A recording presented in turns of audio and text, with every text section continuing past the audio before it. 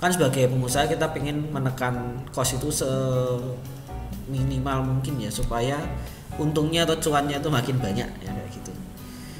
Kemudian ada cross docking, ingin lebih cepat dibandingkan pakai warehouse, tapi ingin lebih efisien dibandingkan dengan pakai direct delivery. Saya ingin lebih cepat dibandingkan barang itu harus ngendon di gudang, tetapi saya pengen lebih efisien dibanding pakai direct. Jawabannya adalah cross docking. Cross docking itu punya arti bahwa barang itu akan langsung pindah dari dock terima ke dock kirim. Nah, mungkin bayangannya harus ada ilustrasi. Kita lihat di gambar seperti ini. Dock terima dan dock kirim. Jadi ada dua dock ya, untuk nerima, untuk ngirim. Nah, inilah disebut dengan proses cross docking. Cross docking itu seperti ini gambarannya. Misalnya tuh kita lihat, kalian coba lihat deh. Di itu udah ada warna-warnanya ya. Jadi ada barang masuk, warnanya itu udah dibedakan, ada kuning, biru, hijau, merah. Barang masuk kemudian dia dikirim ya, masuk ke truk untuk pengantaran ya, tetapi dia bisa bawa macam-macam gitu. Nah, ini kan dia kan sangat efisien tuh. Ini masuk langsung keluar dengan bawa banyak barang dengan berbagai jenis. Jadi nggak numpuk di gudang terlalu lama, bisa langsung pergi barang-barangnya, nggak disimpan terlalu lama. Nah, coba kalian lihat gambarnya, nanti kalian akan lebih memahami dah cross docking itu seperti itulah ilustrasinya. Nah, barang dengan volume besar datang dari pabrik menuju fasilitas cross docking, kemudian di cross docking itu ketika berangkat ke toko bisa dengan volume yang gede ya, karena bisa bawa, tadi warnanya banyak kan yang dibawa tadi, ada merah, biru dan macam-macam. Jadi cross docking itu artinya nyampur ya, nyampur produk yang dibawa cross docking. Gitu, kalian sering lihat di minimarket yang warna merah atau hijau itu barangnya, kalau truknya datang tuh coba kalian perhatikan barangnya itu yang dibawa apa aja, banyak kan, dicampur. Nah, ada satu istilah ya, milk run ya. Milk run itu apa?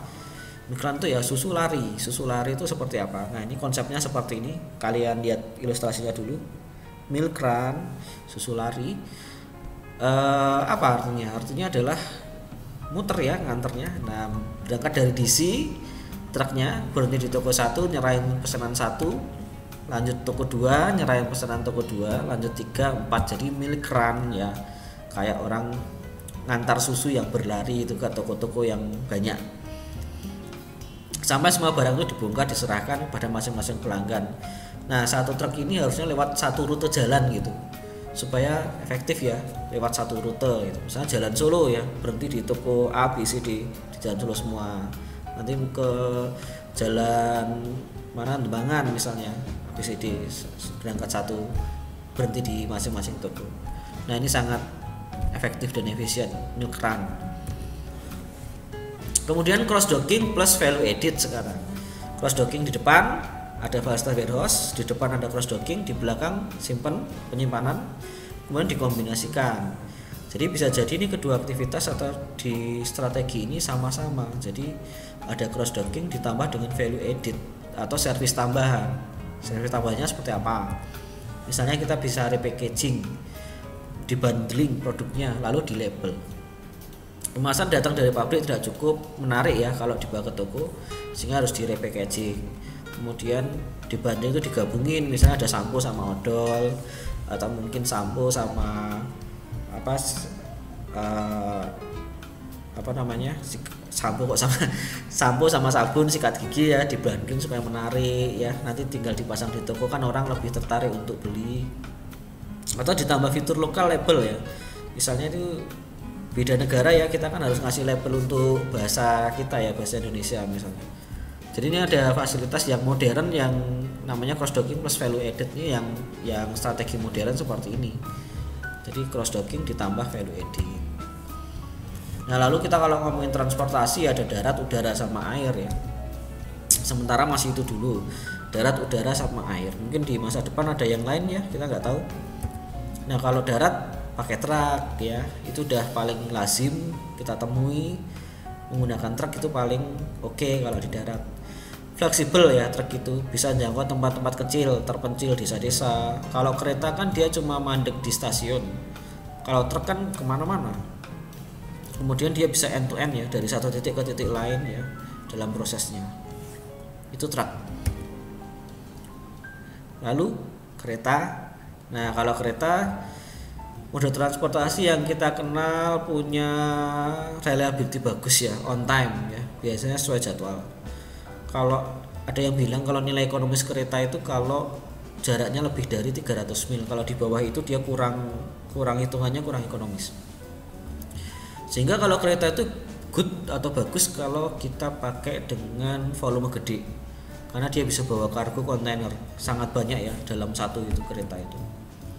Nah kemudian ini apa? Ini adalah transportasi laut atau kapal ya, transportasi air ya. Indonesia negara kepulauan, hampir sebagian besar wilayah Indonesia itu air ya, laut.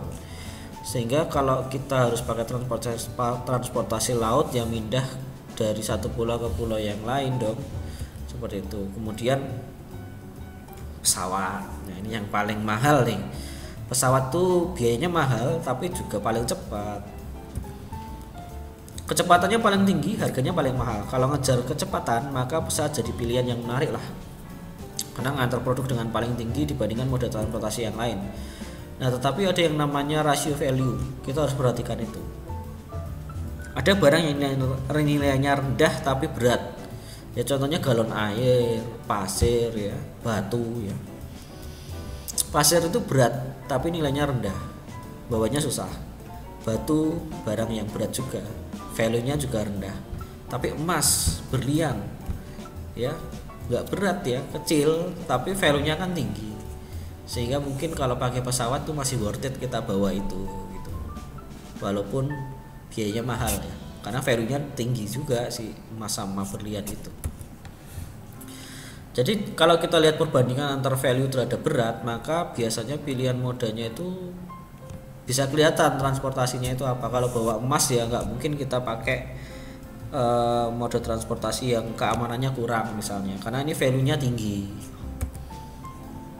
Kalau pakai kereta juga akhirnya juga harus pakai truk loh, karena kereta kan mandeknya di stasiun, sehingga tetap harus ada multimoda. Jadi tetap dua transportasi ya, multimoda. Truk nyambung ke transportasi barang ya, kemudian hampir nggak semua itu nggak bisa tunggal sih sebenarnya, kecuali ya yang murni pakai truk atau mobil karena jaraknya pendek. Tapi kalau jarak jauh yang mode transportasinya tunggal itu mungkin sangat jarang, selalu multimode. Namun kalau pakai kapal laut ya, kita bisa pakai pesawat, kereta, pasti ya disambung dengan truk ya, karena mereka kan berhentinya kan nggak di depan rumah. Nggak mungkin kapal lautnya berhenti di depan rumah kamu, itu nggak mungkin ya, pasti akan pakai truk. Sehingga kita mengenal istilahnya itu multimoda transportasi. Nah ini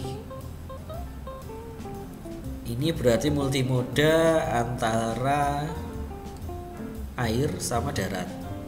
Nah, kapal sama truk ya di darat. Namanya VC-Bank. Transfer antara moda laut ke moda darat atau sebaliknya namanya VC-Bank. Kalau lewat udara namanya Birdie-Bank ya. Pesawat sama truk namanya Birdie-Bank. Kemudian ada Piggy-Bank ya, itu dari truk ke kereta atau dari kereta ke truk, itu namanya Piggy-Bank. Jadi gampang yang ngapalinnya ya. Piggy-Bank, Birdie-Bank sama VC-Bank. Ya ini silahkan kalian apalin, gampang kan, karena ini nama-nama hewan ya. Kalau bird kan burung ya, berarti udara sama darat. Kalau fish kan berarti ikan, berarti laut ya. Kalau piggy itu kan berarti kan hewan, pig kan babi ya, berarti kan dia di darat. Kereta sama truk. Nah itu kalian bisa hafalkan ini dengan sangat mudah ya. Harusnya sih hafal, gampang banget dihafalin. Kemudian mengelola transportasi itu enaknya gimana? Jadi ada yang namanya private model, atau private itu kita berarti tujuannya kita sendiri. Kita nggak sharing ke perusahaan lain, kita nggak bagi kapasitas ke kompetitor atau dengan partner. Kita punya alat transportasi armada dikelola sendiri, namanya private model. Jadi punya mobil sendiri, punya truk sendiri, bahkan punya kapal atau pesawat sendiri. Tentunya ini biayanya tinggi ya perawatan. Kemudian ada kontrak arrangement. Kita nggak punya armada, tapi kita bisa ngontrak pesawat atau kapal. Misalnya berapa bulan nih, setahun, 6 bulan, sebulan, atau harian. Nggak punya truk sendiri ya kita kontrak aja perusahaan truk atau kita ngerental. Artinya ya secara eksklusif transportasi itu akan melayani kita karena kita udah ngontrak mereka, kontrak arrangement. Hanya akan mengangkut transportasi barang yang kita punya sendiri, nggak akan sharing ke orang lain karena udah kita kontrak tuh. Tapi itu milik perusahaan lain. Kemudian ada common carriage arrangement. Ini dia pakai jasa ketiga ya. Barang itu mungkin akan digabung saat ngirim barang dengan orang lain, tapi kita sebetulnya nggak terlalu peduli juga, karena yang penting barang itu sampai dengan aman.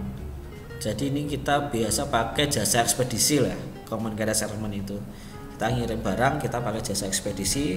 Kemudian kan dikirimnya kan pasti bareng-bareng tuh dengan barang orang lain. Yang penting sampai ke tujuan ya. Di common carriage arrangement mungkin ini yang paling murah ya, common carriage arrangement.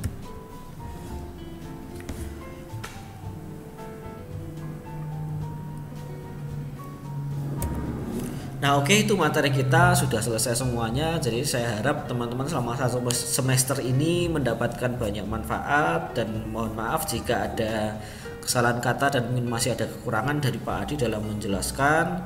Silahkan kalian persiapkan untuk ujian ya, kalian persiapkan untuk ujian dan juga persiapan untuk tugas-tugas. Ada artikel, kemudian ada kuis ya, nanti kita kemudian yang presentasi dipersiapkan dengan baik presentasinya.